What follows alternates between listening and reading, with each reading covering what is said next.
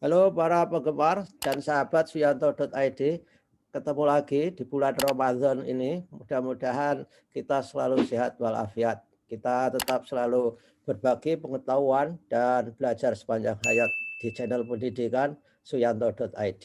Nah, kali ini kita akan ngobrol-ngobrol seputar ibadah di bulan Ramadan bersama narasumber istimewa kita, Bapak Profesor Dr. Abdul Mukti. Beliau sudah tidak asing lagi buat kita. Adalah Sekjen PP Muhammadiyah, Ketua BAN, Ketua BSNP, dulu Ketua BAN, sekarang Ketua BSNP, dan juga dosen di UIN Jakarta. Assalamualaikum Mas Mukti. Waalaikumsalam warahmatullahi wabarakatuh. Apa kabar Pak Yanto?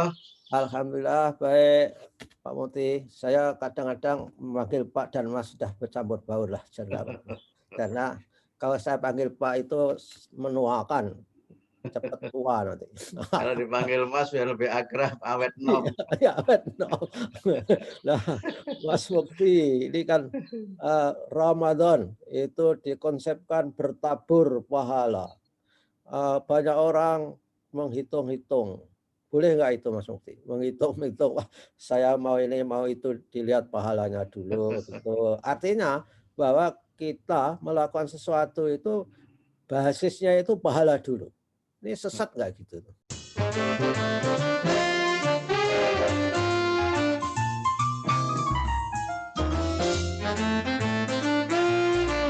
Ya kalau menghitung boleh ya, tapi belum tentu yang menghitung itu dapat. Wah, iya. Menghitung boleh, berharap boleh ya. Menghitung atau berharap itu ciri dari orang yang punya optimisme. Ciri Ya. orang yang punya harapan. Jadi kita tentu saja boleh saja menghitung, berharap gitu. Tapi harapan itu kan tidak sesuatu yang datang tiba-tiba. Harapan itu kan harus disertai dengan usaha. Bagaimana agar yang diharapkan itu dapat tercapai atau cita-cita itu menjadi realita. Apa itu usaha yang paling esensial? Ikhlas mungkin atau tidak karena orang lain, ya karena pahala misalnya. Ya, kalau karena pahala itu mungkin kalau pakai teori pendidikan kira-kira faktor eksternal ya. Ya. Kan banyak orang berbuat sesuatu itu karena ada faktor intrinsik, ada faktor ekstrinsik. Tapi yang sangat penting itu adalah dari faktor intrinsik itu. Kalau dikaitkan dengan teori belajar ya tentu saja motivasi yang bersifat intrinsik itu kan lebih punya kekuatan ya, lebih sustain dan lebih genuine. Nah, karena itu ya cita-cita itu bisa tercapai kalau orang itu berpuasa. Jadi pahala puasa itu diraih kalau bagi orang yang berpuasa. Yang tidak berpuasa ya nggak dapat apa-apa gitu kan. Jadi puasa itu harus kita maknai sebagai kata kerja Pak Yanto. Jangan dimaknai sebagai kata benda, sesuatu yang dia itu ikhtiari ya, bukan sesuatu yang given. Jadi ibarat orang misalnya, oh ini ada sale, beli 2 dapat 1 gitu kan. Tapi kalau nggak beli kan nggak dapat apa-apa. Jadi syarat beli 2 dapat 1 harus beli dulu gitu. Dalam keseharian misalnya kan kita sering ya menemukan, oh ini ada istimewa nih, akan ada misalnya mohon maaf nih Pak Yanto kan PNS ini akan dapat gaji ke-14. 14 ya. Ya, syarat dapat gaji 14 itu harus PNS dulu. Kalau nggak PNS nggak dapat gaji ke-14 kan gitu. Yang tidak PNS cukup mendengar saja. Ya, tetapi bisa saja kan manfaat dari gaji ke-14 itu tidak diterima oleh yang non PNS, tapi barokahnya itu bisa diterima yang non PNS. Karena dengan gaji ke-14 dia bisa belanja, dia bisa bersedekah, dia bisa melakukan kegiatan yang dia tidak dapat gaji 14 tapi kan barokah atau limpahan gaji 14-nya kan dapat juga. Ya. Tetapi kan beda dong, dapat antara yang dapat 14 dengan yang dapat limpahan kan beda. Mungkin rembusan lah kira-kira begitu ya. Iya, Ya iya. gitu Pak Yanto. Ya, yang dapat barokah harus kerja keras Mas Mukti. Yang dapat gaji Iya, 14 kan sudah diam-diam aja dapat gitu. ya itulah keistimewaannya. Makanya agama itu memberikan kita banyak privilege kan. Mhm, Makanya puasa ini kan yang dapat privilege kan orang-orang yang beriman. mhm. Orang-orang yang beriman itu dapat privilege. Jadi puasa itu kan memang khusus kan.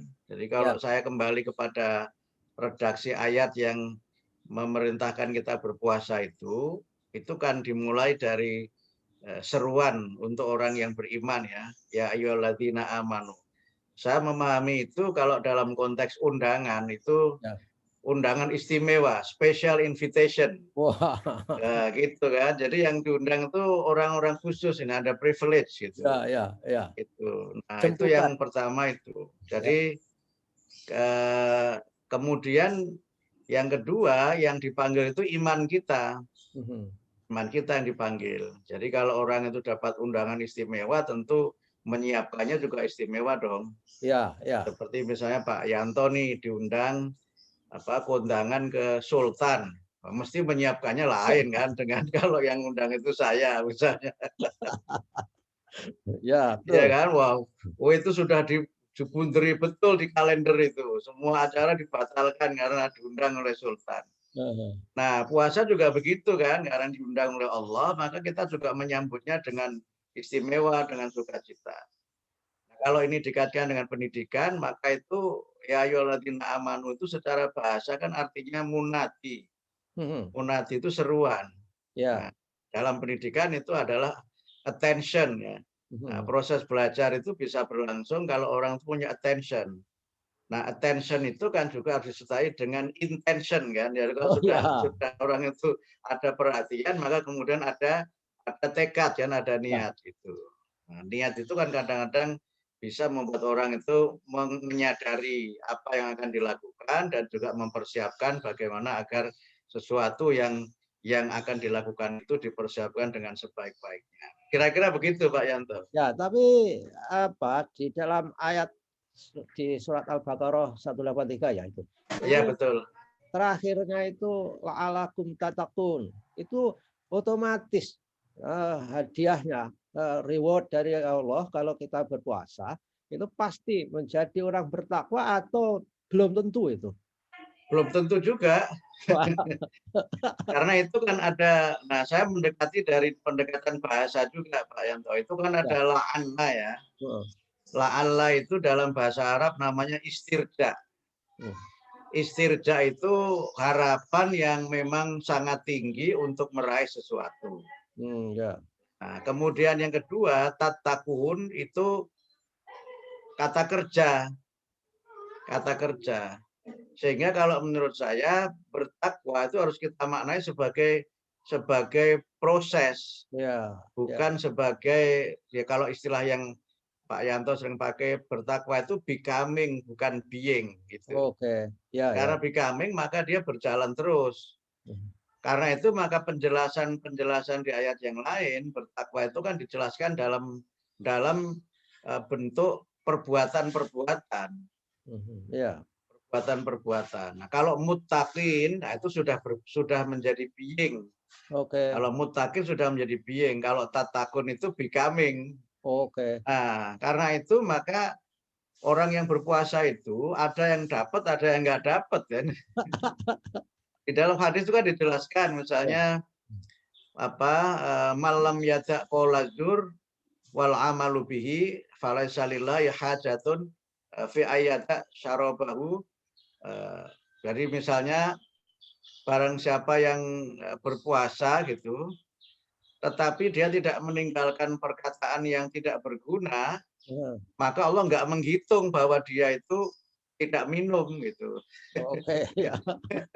Jadi sudah tewas lapar dan dahaga, tapi kalau dia masih saja puasa itu nyebar-nyebar berita hoax gitu, kemudian banyak melakukan perbuatan yang tidak berguna, maka nggak dihitung itu Pak Yanto gitu, nggak dihitung. Oh, luar. Jadi itu sesuatu yang bersyarat.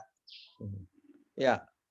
Jadi Dan karena itu maka puasa itu kan ada aspek yang sifatnya fisik gitu, ada aspek yang sifatnya makna dari amalan fisik itu. oke. Jadi lapar dan haus itu kan fisik ya. Ya. Tetapi kan orang harus bisa menangkap makna di balik lapar dan haus itu. Mhm. Nah, lapar dan haus itu adalah satu perbuatan yang orang itu dilatih, dididik untuk bisa menjadi orang yang mampu menahan diri. Ya. Ya. Tidak makan dan tidak minum dalam posisi kita ada makanan dan ada minuman. Wah, Itu kan lebih berat ya, betul. daripada tidak makan dan minum karena tidak ada yang dimakan dan tidak ada yang diminum gitu. Iya. Iya kan? Makan minum kalau sesuatu tersaji itu mesti akan sangat mendorong kita untuk menikmatinya dengan segera kan. Ya, Nah, betul. tapi kita dilatih ini untuk bisa mengendalikan diri. Belum waktunya ini, gitu. Ada waktunya nanti untuk makan dan minum. Jadi aspek pendidikan karakternya luar biasa Mas itu ya. Betul ya, Oh, ya. Terutama disiplin. misalnya puasa itu kan juga di dalam hadis sebutkan as-saumuli wa ana ajzi bihi. Itu hadisnya kan begitu. Puasa itu untuk aku, untuk Allah dan saya yang akan menilai. Nah, maksudnya apa itu? Orang yang kita tidak tahu, yang tahu kita itu orang itu puasa dan tidak itu hanya kita dan Allah. Ya, Saya ya. nggak tahu Pak Yanto sekarang ini puasa atau tidak. Pak Yanto juga nggak tahu saya puasa atau tidak kan. Ya, ya, ya. Yang tahu hanya kita dan Allah. Nah, itu Ya, kan betul. mengajari kita untuk ada motivasi intrinsik. Jadi, apalagi kalau puasanya pakai masker ya. Ngebut permen. Puasanya pakai masker ditutup itu, di situ dia ngunyah permen dan tidak kan kita nggak tahu. Ya, seperti saya dulu waktu SD kelas 2 puasa-puasa nggak tahu Ya, lelah makan. iya. Karena itu puasa itu mengajari kejujuran dan disiplin. Hmm. Nah, disiplin itu disiplin intrinsik. Jadi diketahui orang dan tidak, kita itu ya berbuat baik, kita itu jujur. Nah, itulah makna dari as-saumuli wa ana ajzibi dalam konteks edukatif. Oke. Jadi kalau tadi bicara pada pahalanya berapa dan sebagainya terserah Allah gitu. Oke. Ada yang dapat sedikit, ada yang dapat banyak, ada yang dapat sesuai yang dijanjikan, ada yang melebihi, ya itu urusan Allah, bukan bukan kita kemudian menghitung-hitung secara matematik, wah nanti dapat pahala ini, dapat pahala itu gitu. Tapi Allah kan sudah menyediakan tabel pahala, Mas. Misalkan hari Ya, apa ya. ada 70 kali lipat dan berlipat-lipat itu kan sudah ada tabelnya. Ya, tapi itu tidak fix ya. Karena kalau misalnya kaitannya dengan sedekah misalnya, itu kan tamsil ya. Hmm. Oh, Tamsil bahwa kalau Allah itu menghendaki orang berbuat baik itu bisa dilipat gandakan. Tapi jangan lupa, misalnya kan sekarang ini ada yang menghitung-hitung itu, kalau sedekah itu kan dibuat metafor di dalam Al-Quran itu seperti orang yang menanam satu biji kan, kama habbatin ambatat sab'a sanabil gitu kan. ya, Menanam satu biji, tumbuh satu pohon dengan 7 cabang. Nah, ya. fikuli sumbulatin mi'atu habbah ya, tiap-tiap cabang itu ada 100 biji. Nah, orang kemudian menghitung Hmm. satu Ya. jadi 7, 7 masing-masing 100, berarti 700. Hmm. Ya, gitu kan. Jadi Ya. kemudian tapi jangan lupa penutup ayatnya itu wallahu yudha'ifu liman yasha. Allah itu punya kehendak untuk melipat gandakan apapun yang diperbuat manusia dengan bilangan yang terserah Allah. Bisa lebih dari itu, Ya. bisa juga kurang dari itu. Karena kalau itu dimaknai seperti dimaknai dengan hitung-hitungan matematik, nanti orang akhirnya udahlah sedekah 1.000 saja atau sama dengan 700.000 gitu. Nanti sedekahnya sedikit terus. Ya, ya, ya, ya. Ya, itu ya. Dan karena itu maka seperti orang belajar, ya orang belajar itu kan dia bisa kita mengajari kalau pakai teori pendidikan yang agak klasik ya ada tujuan instruksional harapannya begini bisa jadi yang diperoleh lebih dari itu kan. Oke, ya. Ya, jadi misalnya siswa mampu membaca, memahami bacaan dan menangkap gagasan pokok dari suatu bacaan. Saya begitu kan? Harapannya kan itu. Tapi ketika proses pembelajarannya baik, orang mengikuti dengan baik, bisa jadi ada yang bisa membaca tapi nggak menangkap main idenya, tapi ada juga yang justru dia malah mengembangkan sendiri melebihi apa yang diajarkan itu. Oke, Nah, ya, jadi ya, sebenarnya tergantung dari tadi, balik lagi motivasi intrinsiknya itu oke. yang memang sangat menentukan. Ya, motivasi intrinsik tadi. Dan Ya, Mas, ini apa ada ya indikasi-indikasi berdasarkan pengalaman spiritual orang? Ada nggak yang sudah menulis apa indikasi kita itu ibadahnya itu diterima Allah atau tidak itu? Juga nggak tahu lagi ya itu. ya kembali ukurannya pribadi ya. Tetapi Ya, kalau di dalam Quran sih banyak penjelasan ya. Misalnya tadi saya sebut la'allakum tattaqun, semoga kamu menjadi orang yang bertakwa. Itu banyak penjelasan mengenai orang yang ya, bertakwa itu. Kalau kita maknai menjadi itu sebagai proses, maka untuk menjadi bertakwa itu di Quran banyak sekali ayat ya. Kalau saya menyebut, misalnya kaitannya dengan iman ya. Orang bertakwa itu ya orang yang beriman kepada Allah, beriman kepada malaikat, beriman kepada Rasul, beriman kepada kitab, beriman kepada hari akhir. oke, ya, Nah, jadi itu yang kaitannya dengan iman. Kemudian kaitannya dengan ibadah itu melaksanakan sholat, termasuk kemudian berpuasa, membayar zakat. Itu kan ciri orang bertakwa. Kemudian yang ketiga yang kaitannya dengan akhlak. Itu misalnya dia sabar, ya, dia orang yang sabar, ya, menepati janji, bisa menahan amarah, ya, senantiasa introspeksi diri untuk senantiasa menjadi lebih baik. Kemudian orang yang apa memaafkan kesalahan orang yang lainnya dan seterusnya. Nah, itu kalau kaitannya dengan pendidikan, maka itu nanti indikator-indikator kita checklist saja dari sekian itu mana yang sudah kita lakukan gitu. Jadi orang yang bertakwa itu harus menumbuhkan sikap-sikap itu dan untuk menjadi bertakwa maka yang menjadi ciri atau indikator itu harus dilakukan. ya, ya, ya, ya, Tuh, jadi nggak ada orang bertakwa kok nggak sholat misalnya. Ya ya, nggak ya. bisa mau bertakwa kok nggak sholat misalnya. Nggak Orang bersedekah. nggak bersedekah. Malah kalau kaitannya dengan sedekah itu kan disebutkan dalam keadaan lapang maupun sempit kan. Sempit, ya. Yungfikuna fis-sarra wad dharra. Hmm. Jadi tanggal muda ya sedekah, tanggal tua ya sedekah gitu kan. Hmm. Dan sedekahnya itu tidak dihitung dari banyaknya, dihitung dari ikhlasnya tadi. Ya, ya, ya, ya. Kadang-kadang ada orang yang kalau sedekah itu terlalu matematis pakai financial planning, misalnya begitu. Loh, Pakai financial planning.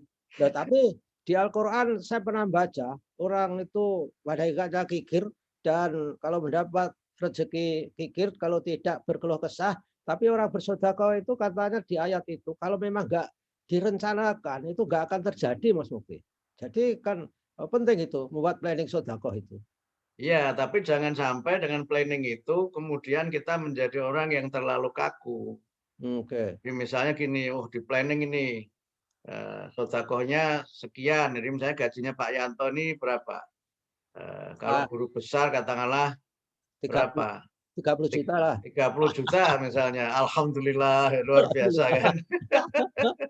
Makanya gajinya udah 30 juta misalnya. Terus hitung sekian, sekian, sekian, sekian. Boleh itu bagus ya. Ya, Tetapi jangan lupa bahwa hidup ini kan tidak selalu harus kaku seperti itu, tidak selalu harus matematis. ya. Sudah dihitung seperti itu, ternyata ada yang datang, anak saya tidak bisa bayar SPP Pak Yanto, ini kalau nggak bisa bayar SPP nanti nggak bisa ikut ulangan. Nah, masa kemudian ini menurut budget saya sudah melebihi plafon ini, kan nggak bisa begitu kan. Ada defisit. Ya, atau misalnya ini mohon maaf ya, tiba-tiba ada musibah kapal tenggelam. Nah, misalnya sebagian dari mereka itu famili kita, saudara kita, dan ternyata banyak anak yatim gitu. Nah, masa kita kemudian kaku Ya, ya. harus mengikuti planning yang nggak usah, kalau sedekah kan jangan pakai pagu, ya pakai Ya, pagu ya, ya. APBN saja. Ya, anu, open ended. Ya, betul. Harus begitu. Nah, Makanya ketika tadi bicara pahala kan walaupun ada yang menghitung 700 kali lipat, tapi kan oleh Allah tetap diberi ruang. Ya Oke. bisa seperti itu, bisa lebih gitu, bisa lebih. Ya, ya, ya. Nah, dalam puasa karena la'alakum tattaqun, Ya. mudah-mudahan menjadi orang bertakwa, berarti puasa tahun kemarin, tahun besok, tahun besoknya lagi, itu mestinya derajatnya itu juga naik turun Mas Mufti ya? Bisa jadi nggak? Ya bisa jadi, makanya kenapa terus tiap tahun itu kan seperti orang sekolah kan. Hmm. Dari apa Imam Syairozi misalnya itu kan menyebut puasa itu kan ibadatut tarbawiyah ya. Hmm. Jadi puasa itu ibadah pendidikan. Dan Ramadan itu masih menurut Imam Syairozi itu adalah madrasatun lit taqwa. Iya, iya. Ramadan itu kan sekolah atau Allah takwa. training untuk menjadi orang yang bertakwa. Hmm. Maka ibarat orang yang training, ya tentu saja kita kan harus melakukan namanya continuing professional development. Nah, kira-kira kan begitu. Iya. Ada training yang sifatnya itu untuk meningkatkan kompetensi, Ya. ada training yang mungkin untuk merefresh saja, merefresh ya, menyegarkan kembali apa yang mungkin kita perlu untuk mendapatkan peningkatan dalam berbagai hal. Karena itu maka ya sebagaimana orang yang sekolah kan lulusnya juga macam-macam Pak Yanto. Ya, ada Jadi cum kalau laude. ya jadi ada yang cum laude kan, ada lulus dengan hebat itu, tapi mungkin juga ada yang lulus dengan syafaat. Ya, betul. Ini sebenarnya puasanya pas-pasan ini, tapi karena dia ikhlas, dia punya semangat, udahlah diluluskan juga gitu. Nah, ibarat orang sekolah juga kan ada jenjang kan, ada Ya. jenjang. Jadi ada puasa tingkat Bustanul Atfal, ada tingkat Ibtidaiyah gitu kan, tingkat Sanawiyah, Aliyah gitu. Nah, Sampai kalau puasanya itu masih tingkat apa Bustanul Atfal atau Ibtidaiyah, nah, itu puasanya kan masih bergantung dari faktor-faktor eksternal. Nah, misalnya warung harus ditutup, tempat-tempat hiburan ditutup gitu. ya, ya, ya, Itu ya. karena lebih banyak faktor eksternal. Hmm. Tapi kalau sudah ada motivasi intrinsik, mau buka mau tidak itu kan kalau kita memang punya motivasi yang kuat, kita bisa apa menahan diri dan bisa bertahan dengan puasa kita itu karena kita punya tujuan yang kuat. Nah, walaupun tidak berarti kemudian kalau orang sekuat-kuatnya orang kalau digoda terus juga bisa jadi tergoda gitu kan.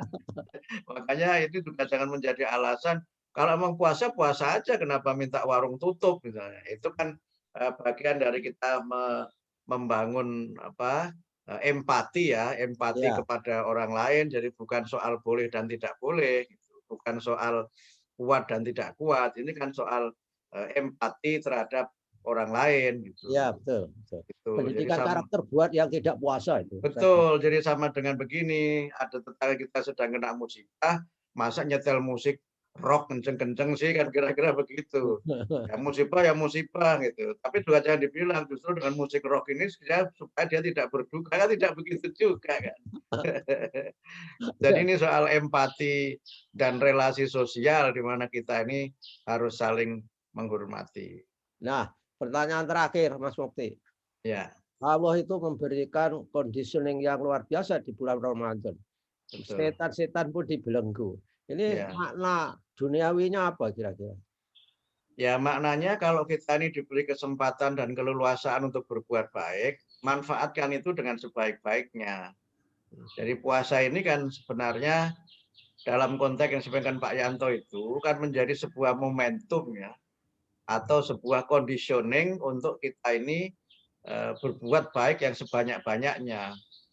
Gitu. Sehingga di dalam pemahaman terhadap hadis itu, idza jaa Ramadan futihat abwabul jannah wa ghulliqat abwabun nar wa suffizati syayatin, itu dimaknai sebagai ini nih momennya kamu berbuat baik.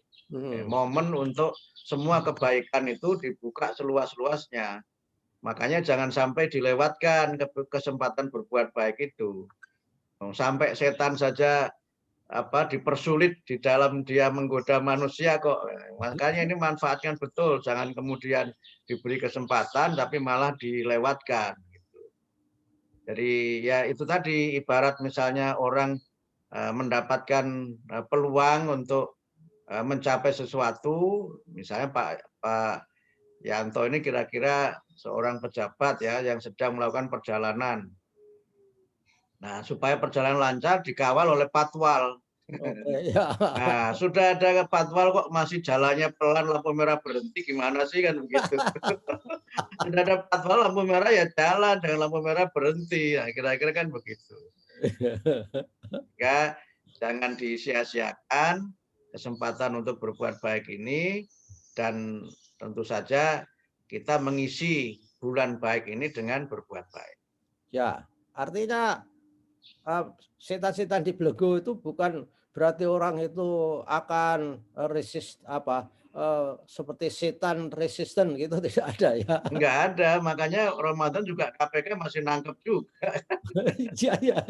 Udah gitu yang ditangkap penyidik KPK lagi, itu gimana coba Iya, iya, di iya. bulan Ramadan. Nah, itu namanya orang menyia-nyiakan gitu. Sehingga karena itu yang sangat penting ditanamkan dalam kita berpuasa ini adalah menanamkan disiplin diri, kemudian menjadi orang yang punya cita-cita yang tinggi, kemudian punya semangat dan stamina yang kuat untuk kita mencapai cita-cita yang mulia itu. Oke. Oh, Itu kira-kira Pak Yanto. sudah banyak, luar biasa inspirasi dan tausiah Bapak Profesor Dr. Abdul Mukti, saudara-saudara, para penggemar dan sahabat sianto.id. Mudah-mudahan dengan tausiah ini kita bisa memperbaiki ibadah puasa kita semakin baik, dan insya Allah mudah-mudahan bisa menjadi orang yang mutakin, bisa yang bertakwa. Dan terima kasih Mas Mukti atas. Sama-sama Pak Yanto, mudah-mudahan sehat selalu. Amin, dan mudah-mudahan kita ketemu lagi dalam waktu yang dekat. Assalamualaikum warahmatullahi wabarakatuh. Waalaikumsalam warahmatullahi wabarakatuh.